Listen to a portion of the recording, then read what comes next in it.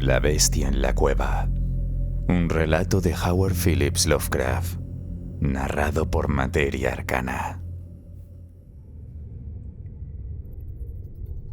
La terrible conclusión que poco a poco se abría paso en mi mente confusa y reacia se volvió al fin una verdad espantosa. Estaba perdido, completamente perdido, en los vastos y laberínticos corredores de la cueva del mamut. Daba vueltas una y otra vez. Por más que forzara la vista, no veía nada que pudiera guiarme en ninguna dirección. No cabía duda. Jamás volvería a ver la bendita luz del día, ni a contemplar las colinas y los valles del mundo exterior. Toda esperanza había desaparecido, y sin embargo, habituado como estaba al estudio filosófico, hallé cierto consuelo en mi imperturbable serenidad. Había leído acerca de los arrebatos de locura que acometen a quienes se ven en situaciones semejantes. Yo no sentí nada de eso. Cuando comprendí que había perdido el rumbo, me quedé quieto. Ni siquiera perdí la calma al pensar que me había internado demasiado lejos para que pudieran encontrarme. Si debía morir, me dije, aquella caverna, terrible pero majestuosa, sería una tumba tan digna como la de cualquier camposanto. Esa idea me inspiraba más calma que desesperación. De eso no tenía duda. Hay quienes enloquecen en circunstancias semejantes, pero estaba convencido de que ese no sería mi destino. Mi desgracia no era culpa de nadie más que mía. Me había separado del grupo sin que el guía lo advirtiera. Tras más de una hora vagando por galerías fuera del recorrido, ya no pude volver sobre mis pasos. Mi antorcha empezaba a extinguirse. Pronto me envolvería la negrura casi palpable de las entrañas de la tierra. Recordaba los relatos de aquella colonia de tuberculosos que se asentaron en la cueva con la esperanza de encontrar una cura en el aire supuestamente puro del mundo subterráneo. Allí la temperatura se mantenía constante y todo parecía en calma. Sin embargo, en su lugar hallaron una muerte espantosa. Había visto los míseros restos de sus chozas al pasar con el grupo, y me preguntaba qué efecto produciría en alguien sano como yo permanecer largo tiempo en aquella cueva inmensa y silenciosa. Ahora lo sabría, a menos que el hambre acabara antes conmigo. Cuando los últimos destellos titilantes de la antorcha se apagaron, decidí hacer todo lo posible. Llené los pulmones de aire y grité una y otra vez, esperando que el guía me oyera. Mientras gritaba, comprendí que era en vano. Mi voz reverberaba contra los muros negros del laberinto, sin alcanzar a más oídos que los míos. Pero de pronto, algo captó mi atención. Me pareció oír pasos, ligeros. Se acercaban por las rocas de la caverna. ¿Era posible? ¿Venían a sacarme de aquí? Habían sido en vano todos mis temores. Había el guía advertido mi ausencia y seguía mi rastro por aquel laberinto de piedra. Mientras estas preguntas me pasaban por la cabeza, estuve a punto de gritar de nuevo para que diera conmigo cuanto antes. Pero en ese instante el alivio se tornó en horror. Mi oído, siempre fino y ahora aún más sensible por el silencio absoluto de la cueva, me llevó a comprender la terrible certeza de que aquellos pasos no eran humanos. En la quietud antinatural de aquella región subterránea, el paso del guía habría resonado como una sucesión de golpes secos y claros, pero no sonaba así. Era un avance suave, sigiloso, como de patas acolchadas, como las de un felino. Y a juzgar por el oído, me parecía oír no 2, sino 4. Entonces comprendí que mis gritos habían atraído a una bestia salvaje. Quizá un puma perdido en la cueva. Quizá Dios había querido concederme una muerte más rápida y piadosa que el hambre. Pero el instinto de supervivencia, que nunca se apaga del todo, despertó en mí. Aunque huir solo sirviera para prolongar una peor agonía, decidí no rendirme sin luchar. Aunque pueda parecer extraño, asumí que la criatura venía a atacarme. Así que me quedé completamente inmóvil. Esperaba que sin nada que la orientara, la bestia acabara perdiéndose como yo y pasara de largo. No ocurrió. Los pasos seguían acercándose, constantes. El animal debía de haber seguido mi rastro, fácil de percibir en un aire tan puro y limpio como el de la cueva. Comprendí entonces que debía estar preparado. A tientas fui juntando los fragmentos de roca más grandes que encontré por el suelo. Tomé uno en cada mano y aguardé. El sonido de las patas se acercaba. Había algo extraño en su forma de avanzar. Por lo general sonaba como un cuadrúpedo, pero con un ritmo irregular, torpe, como si las patas delanteras y traseras no marcharan al mismo compás. Y sin embargo, en contadas ocasiones habría jurado que avanzaba solo sobre dos patas. Me pregunté qué clase de criatura me aguardaba. Tal vez un animal desdichado que, llevado por la curiosidad, se adentró en la cueva y quedó atrapado para siempre en sus galerías interminables. Se alimentaría de lo que encontrara en la cueva: peces ciegos, murciélagos, ratas, y quizá también de los peces que arrastraban las crecidas del río Green, cuyas aguas se comunicaban de algún modo oculto con las de la caverna. Mientras aguardaba, mi mente se llenaba de imágenes grotescas. Imaginaba cómo la vida bajo tierra habría alterado su cuerpo. Recordé los relatos espantosos que corrían por la zona acerca de los enfermos que habían vivido largo tiempo en la cueva y acabaron muriendo en ella. Entonces comprendí algo aún peor. Aunque lograra matarla, nunca llegaría a ver su forma. Mi antorcha se había apagado hacía largo rato. No tenía cerillas. Aquello se volvió insoportable. Mi imaginación, ya perturbada, comenzó a poblar la oscuridad de formas atroces. Formas que parecían rodearme, envolverme, más y más cerca. Sentí que iba a gritar.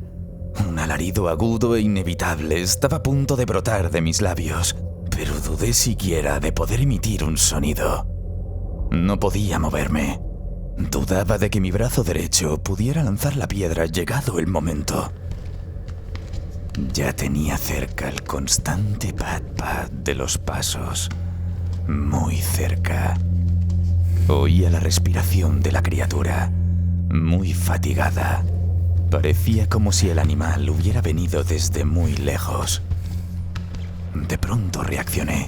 Mi mano derecha, siguiendo el oído, se movió instintivamente y lanzó con todas sus fuerzas el fragmento de piedra hacia la oscuridad, hacia el punto del que venían los pasos y la respiración. Y por increíble que parezca, estuve a punto de darle. Oí a la criatura saltar y caer un poco más lejos. Luego todo quedó en silencio. Apunté de nuevo y lancé la segunda piedra. Esta vez no fallé. Sentí un alivio repentino al oír cómo la criatura se desplomaba y quedaba inmóvil. Me apoyé contra la pared, casi a punto de desmayarme por el alivio.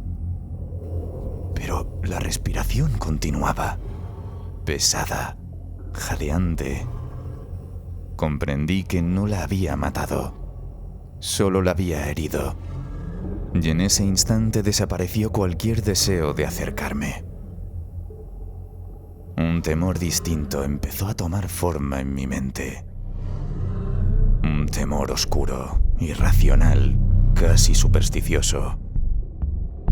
No me acerqué al cuerpo, ni siquiera intenté rematarlo. En vez de eso, eché a correr. Corrí con todas mis fuerzas, apenas guiado por la intuición, en la dirección por la que creí haber venido. De pronto oí un sonido, o más bien una sucesión regular de sonidos. Al instante se convirtieron en una serie de chasquidos metálicos, secos, nítidos. Esta vez no había duda, era el guía. Y entonces grité, aullé, incluso chillé de alegría al ver reflejado en las bóvedas de la cueva el débil resplandor vacilante que supe que era la luz de una antorcha que se acercaba.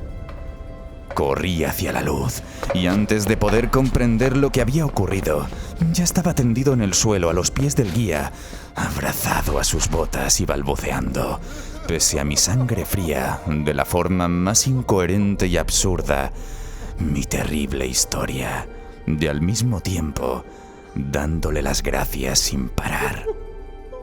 El guía había notado mi ausencia al llegar a la entrada con el grupo y, guiándose por su instinto, recorrió a fondo las galerías próximas al lugar donde nos habíamos separado hasta dar conmigo al cabo de unas 4 horas. Cuando acabó de contármelo, envalentonado por su compañía y por la luz de su antorcha, volví a pensar en la extraña bestia a la que había herido poco antes en la oscuridad y le propuse volver para averiguar qué clase de criatura era. De modo que desanduve mis pasos, esta vez con el valor que me daba su compañía, hasta el lugar donde había vivido aquella terrible experiencia. Pronto distinguimos algo blanco en el suelo, algo más blanco incluso que la caliza brillante, y ambos soltamos una exclamación de asombro, pues de todos los monstruos antinaturales que hubiéramos podido imaginar, aquella era la más extraña. Parecía un simio antropoide de gran tamaño. Su pelo era blanco como la nieve, sin duda por la decoloración causada por una larga vida en la oscuridad de la cueva. Pero era escaso. Apenas cubría el cuerpo, salvo en la cabeza, donde caía largo y abundante sobre los hombros. El rostro estaba vuelto hacia el suelo. La posición de las extremidades era extraña. Explicaba, sin embargo, lo que yo había notado. A veces avanzaba a 4 patas y otras solo con 2. De los dedos salían largas uñas como garras. Las manos o pies no eran prensiles, hecho que atribuí a su prolongada residencia en la cueva, que, como ya he mencionado, parecía evidente por la blancura omnipresente y casi sobrenatural que caracterizaba toda su anatomía. No parecía tener cola. Su respiración se había vuelto muy débil. El guía había sacado su pistola con la clara intención de rematar a la criatura, cuando un sonido repentino le hizo bajar el arma. El sonido era difícil de describir. No se parecía al de ninguna especie de simio conocida, y me pregunté si aquella cualidad antinatural no sería el resultado de un largo y absoluto silencio, roto por las sensaciones provocadas por la llegada de la luz, algo que la bestia no había visto desde su entrada en la cueva. El sonido, que apenas podría describir como una especie de castañeo grave, continuó débilmente. Un espasmo recorrió el cuerpo de la criatura. Contrajo las extremidades.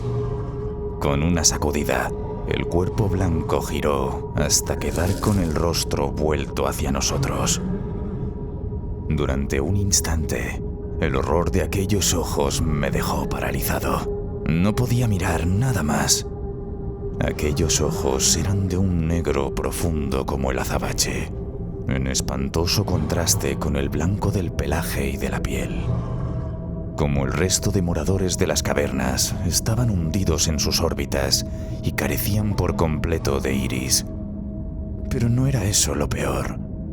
Al mirar más de cerca, pude ver un rostro con la mandíbula menos pronunciada que la de un simio y mucho más peluda. Y la nariz se veía con claridad. Mientras contemplábamos aquella visión inquietante, sus labios gruesos se abrieron y dejaron escapar varios sonidos, tras lo cual el cuerpo quedó en el eterno reposo de la muerte. El guía me agarró del brazo y temblaba con tal violencia que la luz titilaba, proyectando extrañas y movedizas sombras en las paredes que nos rodeaban. Yo no me moví. Permanecí completamente inmóvil, con los ojos llenos de horror clavados en el suelo.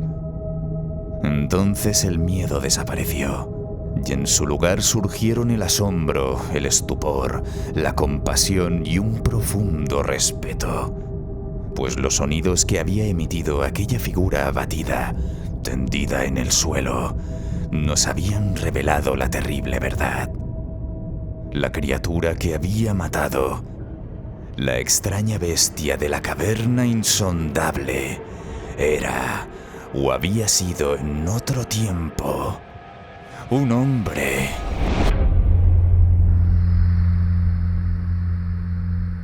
Muchas gracias por llegar hasta el final. Este relato fue escrito por Lovecraft cuando tenía apenas 14 años. Una muestra temprana del talento que más tarde daría forma a horrores mucho más complejos. Aquí el horror no viene de dioses antiguos ni de entidades cósmicas. Aquí, con el desenlace de la bestia en la cueva, Lovecraft describe cómo el miedo a lo desconocido muchas veces resulta ser más cercano y perturbador de lo esperado. Si has disfrutado de esta narración, te invito a que dejes un me gusta y te suscribas al canal para apoyar la creación de más contenido. Hasta que volvamos a encontrarnos en otra historia del maestro Lovecraft.